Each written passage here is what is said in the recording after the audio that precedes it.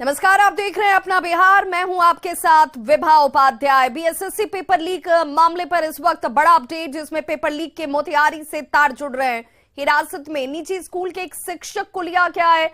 EOU की team अपने साथ लेकर शिक्षक को गई है। ज्योति नारायण से इस वक्त टीम की तरफ से पूछताछ हो रही है। निजी स्कूल में सेंटर से पेपर लीक का यह पूरा मामला, जिसमें शांति निकेतन जुबली स्कूल का सेंटर था और इसी सेंटर पर लीक हुआ प्रश्न पत्र, जिसे लेकर ज्योति जो शिक्षक है उनसे पूछताछ हो रही है। ज्योति नारायण नाम सामने आ रहा है। प्रथम पाली में 1 घंटे के बाद जो पेपर है वो वायरल हो गया था, जिसे लेकर लगातार कार्रवाई की मांग की जा रही थी। अब इस पूरे मामले में एफआईआर भी दर्ज हो चुकी है। कार्रवाई जांच के दायरे में बढ़ती हुई और इस वक्त शिक्षक ज्योति नारायण से पूछताछ कर रही है टीम।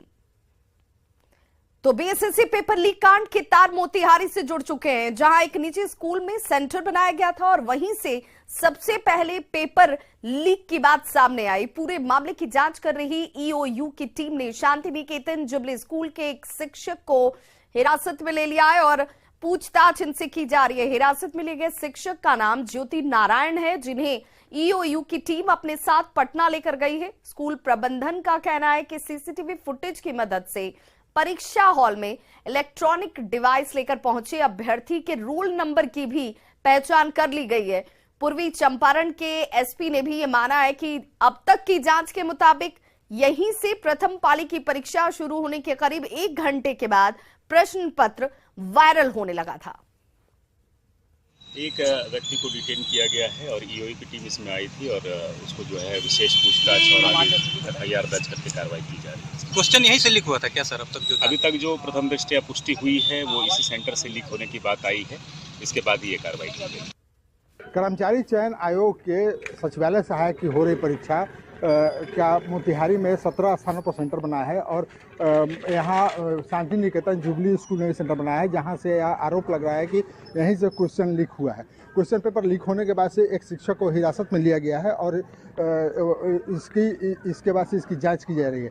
जबकि स्कूल प्रबंधन का कहना है कि वह कोई छात्र था जो परीक्षा देने के समय डिवाइस लेकर के आया था और वह उसका प्रयोग कर रहा था। उस छात्र को भी चिन्हित किया गया है और उसकी जांच की जा रही है। हमारी बात एसपी मोतिहारी से हुई है। उन्होंने कहा है कि पूरी जांच की जा रही है और मामलों के जांच के बाद से ही स्पष्ट हो पाएगा कि यह डिवाइस कहां से आया, किसने यह परीक्षा में यह गड़बड़ी किया है, कहां से हुई है। लेकिन मोतिहारी का शांति निकेतन स्कूल एक बार फिर सुर्खियों में आ गया है, जहां परीक्षा हो रही है और परीक्षा का संचालन किया जा रहा है। मुकेश सिन्हा, न्यूज़ 18 मोतिहारी। इधर बीएसएससी पेपर लीक कांड के बाद से अधिकारियों ने मीडिया से अपनी दूरी बना ली। आयोग की तरफ से एक प्रेस रिलीज जारी किया गया, जिसमें इस पूरे मामले की जांच की बात कही गई थी। लेकिन सवाल यह है कि आखिर बार बार ये प्रश्न पत्र लीक क्यों हो जा रहे हैं। बीएसएससी कार्यालय से ज्यादा जानकारी दे रहे हैं हमारे सहयोगी संजय कुमार। बिहार कर्मचारी चयन आयोग यानी बीएसएससी की परीक्षा एक बार फिर से सवालों के घेरे में है। ठीक हमारे पीछे बिहार कर्मचारी चयन आयोग का कार्यालय है, जो फिलहाल तृतीय स्नातक परीक्षा जो है वो आयोजित कर रहा है। शुक्रवार को जो परीक्षा हुई थी उसका पेपर 1 घंटे के बाद वायरल हो गया और हूबहू वही प्रश्न पत्र था जो एग्जामिनेशन हॉल में पूछा गया था। चूंकि एग्जामिनेशन हॉल तक ही ये प्रश्न पत्र रहना चाहिए था, बाहर नहीं आना चाहिए था, लेकिन आखिरकार वो आ गया और तमाम तरह की बातें सामने आई हैं। कुछ साल पहले भी बीएसएससी पेपर लीक कांड हुआ था, जिसमें जो तत्कालीन चेयरमैन थे सुधीर कुमार और सेक्रेटरी परमेश्वर लाल, उन दोनों समेत कई लोगों की गिरफ्तारियां हुई थी और यह बात खुलकर सामने आई थी कि जो चेयरमैन थे उनके भांजे को मदद पहुंचाने के लिए पेपर लीक हुआ था। बहरहाल एसआईटी की टीम ने एक बड़ी कार्रवाई की थी और एक बार फिर से बीएसएससी जो है वो सवालों के घेरे में। हालांकि क्वेश्चन पेपर जो है वो कैसे वायरल हुआ, कहां से वायरल हुआ, इसकी जांच के लिए आर्थिक अपराध इकाई की टीम जो है वो सहयोग कर रही है। बीएसएससी के जो अधिकारी हैं या चेयरमैन हो, सेक्रेटरी हो, कोई भी बात करने के लिए तैयार नहीं है मीडिया के सामने, लेकिन एक प्रेस रिलीज जरूर जारी की गई है और उसमें यह बताया गया है कि बिहार की जो आर्थिक अपराध इकाई की टीम है उसे पूरे मामले की जांच करने को कहा गया है। इस पूरे मामले में एफआईआर भी रजिस्टर्ड कर लिया गया है और आर्थिक अपराध इकाई की टीम ने 2 नेम्ड एक्यूज के अगेंस्ट में एफआईआर लॉन्च किया है। एक शख्स को हिरासत में लिया गया है और यह बताया गया है कि मोतिहारी से जो है पेपर वायरल हुआ था। देखना होगा इस पूरे मामले की जांच कहां तक पहुंचती है और कौन से लोग गिरफ्तार किए जाते हैं। लेकिन इतना तय है कि एक बार फिर से बिहार में जो एग्जामिनेशन सिस्टम है वो सवालों के घेरे में है। देखना होगा कब तक बिहार में एग्जामिनेशन सिस्टम जो है वो सुधर पाता है। लेकिन निश्चित तौर पर लाखों जो परीक्षार्थी हैं वो इस तरह की परीक्षा पद्धति से बेहद मायूस नजर आते हैं। कैमरा पर्सन अजय दुबे के साथ संजय कुमार, न्यूज़ 18 पटना। तो बीएसएससी पेपर लीक कांड में एक तरफ जहां आर्थिक अपराध इकाई की टीम ने जांच और कार्रवाई शुरू कर दी है, वहीं इस पूरे मामले पर बिहार के शिक्षा मंत्री चंद्रशेखर ने कहा है कि परीक्षा शुरू होने के 1 घंटे के बाद पेपर वायरल हुआ और ऐसे में इसे लीक कैसे माना जा सकता है। शिक्षा मंत्री ने केंद्र सरकार के नियमों का हवाला देते हुए कहा कि 1 घंटे के बाद अगर पेपर वायरल हुआ तो उसे लीक की श्रेणी में नहीं रखा जा सकता और इसलिए सवाल अनुचित है। उन्होंने कहा कि शिक्षा विभाग हालांकि इस पूरे मामले की जांच जरूर कर रहा है और दोषियों के खिलाफ कार्रवाई जरूर होगी। पत्र कब लीक हुए, एग्जाम कब शुरू हुआ, तो ये संपूर्ण मामले की जांच हमारी शिक्षा विभाग कर रही है और इस जांच के उपरांत अगर कोई दोषी पाए जाएंगे तो कार्रवाई होगी। पहले तो उसका टाइमिंग क्या है ये हमको खुद पता नहीं है कि किस टाइम में प्रश्न पत्र लीक हुए हैं। अगर एग्जाम शुरू होने के 1 घंटा के बाद प्रश्न पत्र लीक होते हो उसका कोई मतलब नहीं है। खबर सहरसा से, जहां महिला संगठनों ने शराब के खिलाफ बड़ी मुहिम को छेड़ दिया। शराबबंदी कानून के पक्ष में प्रतिकार मार्च निकाला, जिसकी शुरुआत अंबेडकर चौक से की गई और वीर कुंवर सिंह चौक के रास्ते थाना चौक तक होते हुए शंकर चौक तक किया गया। महिलाओं के इस महाअभियान में खाद्य आपूर्ति मंत्री लेसी सिंह भी शामिल रही और इस दौरान मंत्री लेसी सिंह ने कहा कि शराबबंदी कानून के खिलाफ कुछ दिनों से विपक्ष के द्वारा साजिश रची जा रही है और माहौल बिगाड़ने की कोशिश की जा रही है, जिसे किसी भी सूरत में सफल नहीं होने दिया जाएगा।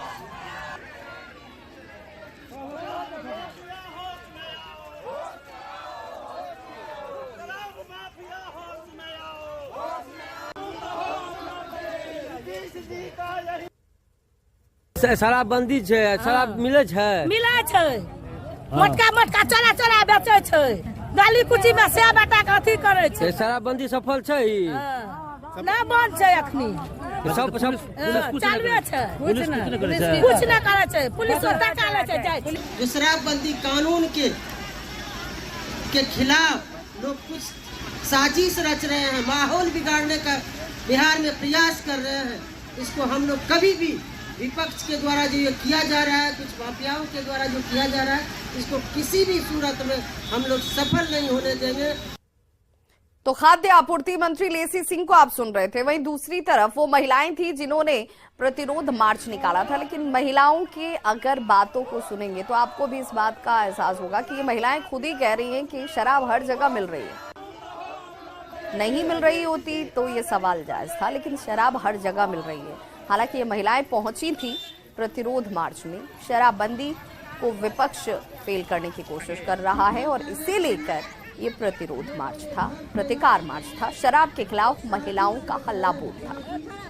शराबबंदी के पक्ष में इस प्रतिकार मार्च में देखिए जो महिलाएं हजारों की संख्या में शामिल हुई और इनका नेतृत्व कर रही थी खाद्य आपूर्ति मंत्री लेसी सिंह, जिन्होंने कहा कि अगर कुछ भ्रांति फैलाई जा रही है तो वो विपक्ष फैला रहा है, क्योंकि शराबबंदी से फायदा है। महिलाओं की ही पुकार थी, उसी को मुख्यमंत्री नीतीश कुमार ने सुना और इसीलिए शराबबंदी बिहार में लागू है। सारण में जहरीली शराब कांड के बाद पुलिस और मद्य निषेध विभाग की तरफ से लगातार कार्रवाई की जा रही है। बांका की ये तस्वीर देख लीजिए, जहां पर पुलिस ने एक बार फिर से बड़ी कामयाबी हासिल की है।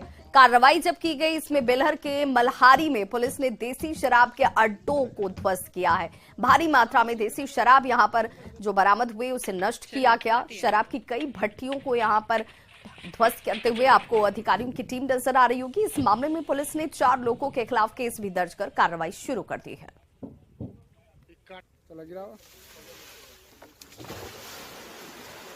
तो जिन ड्रमों को गिराया जा रहा है, जिसे बहाया जा रहा है, वो है देसी शराब, यानी कि महुआ, जिसे यहाँ पर जमा करके रखा जाता है और उसके बाद सड़ाने के बाद इसी शराब को बेचा जाता है चोरी छिपे तस्करों की तरफ से, जिसके खिलाफ ये कार्रवाई की जा रही है।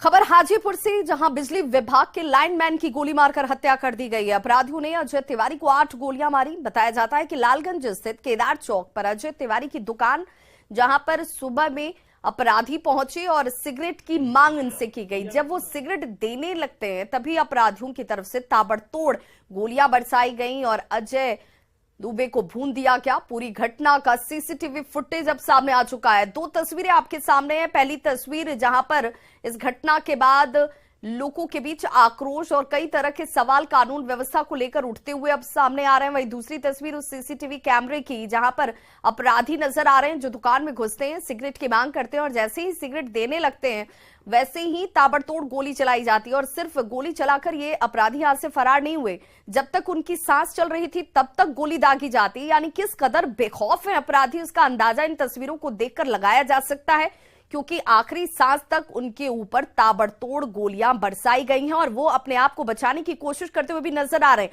हालांकि उनके साथ एक और शख्स दुकान में जो मौजूद था, वो शख्स कोशिश करता है इन्हें रोकने की, लेकिन ये अपराधी रुकते नहीं है और गोलियां दाग कर यहां से फरार हो गए। हालांकि अजय तिवारी ने इस घटना में उनकी मौत हो चुकी है, दम तोड़ दिया उन्होंने। अजय तिवारी की पत्नी पिंकी देवी पंचायत समिति सदस्य हैं। अजय तिवारी के पिता महेश तिवारी की 2009 में देखिए अपराधियों ने गोली मारकर हत्या कर दी थी और एक बार 2022 में अजय तिवारी को गोली मारा जाता है जिसमें उनकी मौत हो चुकी है। और फिलहाल पुलिस ये कह रही है कि हम पूरे मामले की जांच कर रहे हैं, तहकीकात कर रहे हैं।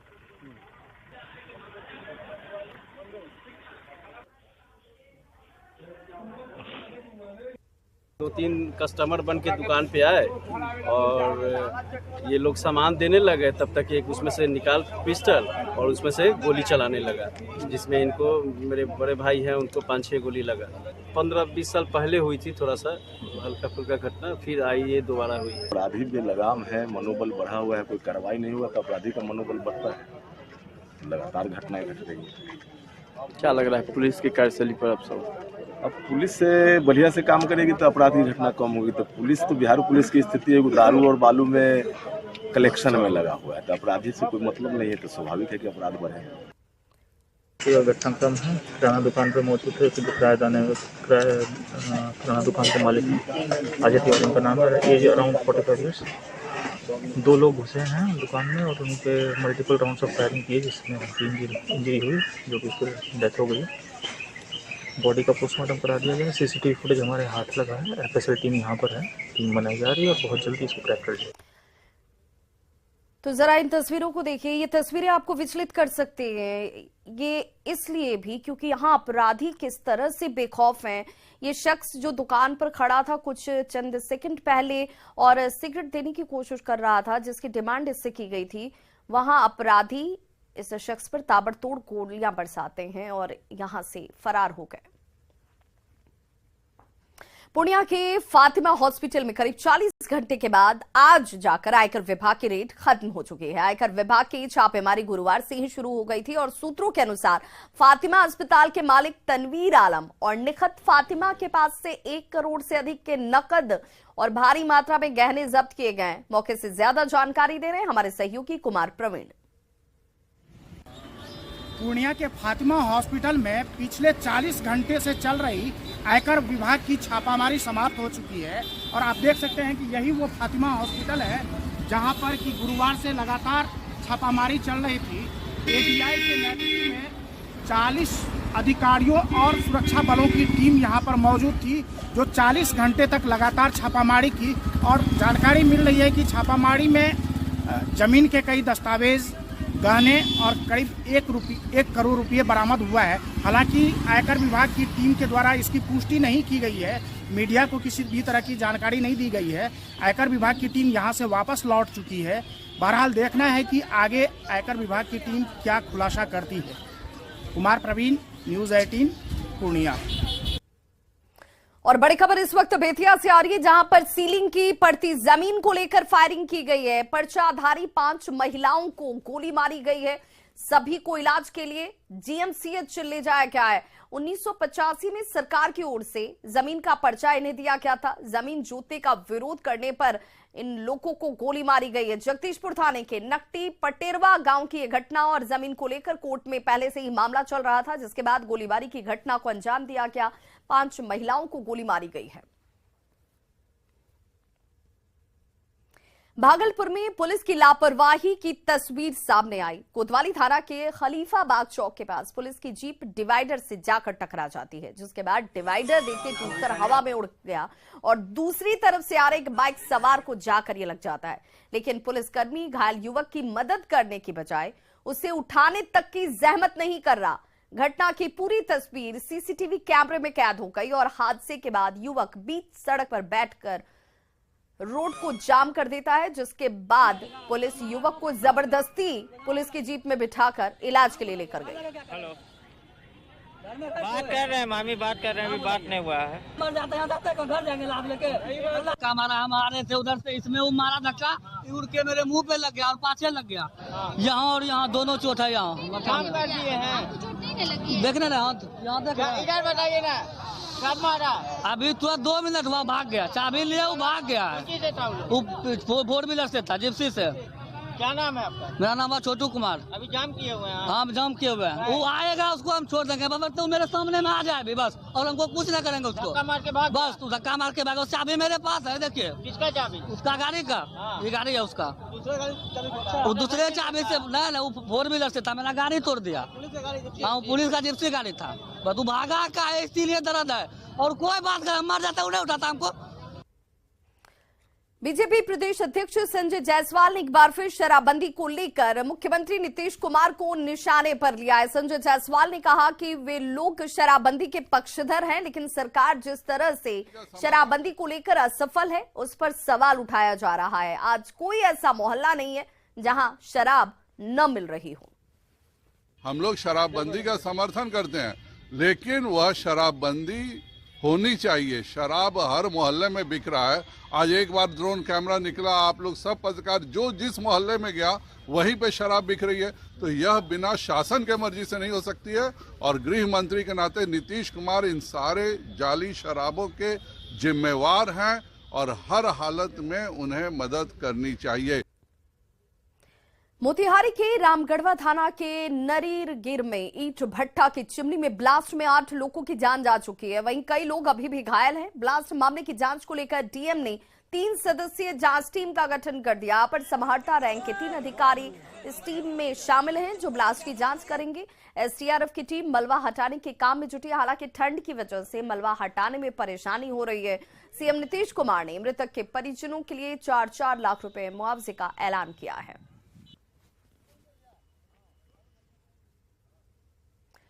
तो वहीं मोतिहारी में चिमनी ब्लास्ट पर प्रधानमंत्री नरेंद्र मोदी ने दुख जताया है। पीएम मोदी ने ट्वीट किया और ट्वीट करते हुए उन्होंने लिखा कि मोतिहारी में एक ईंट भट्ठे में हुए हादसे में लोगों की मौत से व्यथित हूं। शोक संतप्त परिवारों के प्रति मेरी संवेदना। घायलों के जल्द स्वस्थ होने की ईश्वर से प्रार्थना करता हूं। पीएम एनआरएफ से प्रत्येक मृतक के परिजनों को 2 लाख रुपए और घायलों को 50,000 रुपए की अनुग्रह राशि दी जाएगी।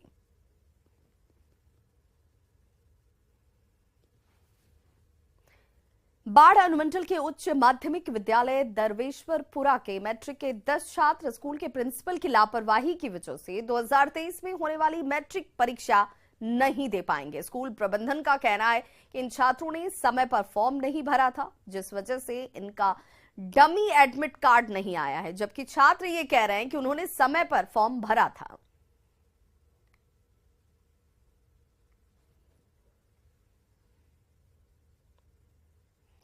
रिलायंस इंडस्ट्रीज के चेयरमैन मुकेश अंबानी की बेटी ईशा अंबानी अपने दोनों नवजात बच्चों के साथ पहली बार मुंबई स्थित अपने आवास पहुंची। इस मौके पर अंबानी फैमिली के साथ ही पिरामल परिवार के तमाम सदस्य मौजूद थे। ईशा अंबानी और उनके दोनों ट्विन बेबीज का भव्य स्वागत अंबानी और पिरामल फैमिली की ओर से किया गया। आपको बता दें कि पिछले महीने 19 नवंबर को ईशा अंबानी ने 2 जुड़वा बच्चों को जन्म दिया था। बेटी का नाम आदिया, जबकि बेटे का नामकरण कृष्णा के तौर पर किया गया है।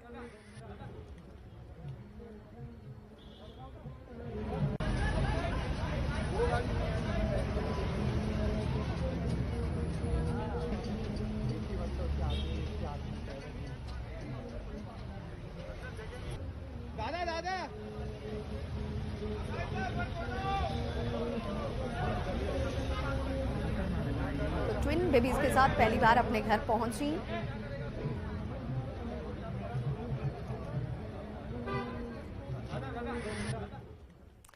इस बुलेटिन में बस इतना ही, लेकिन चलते चलते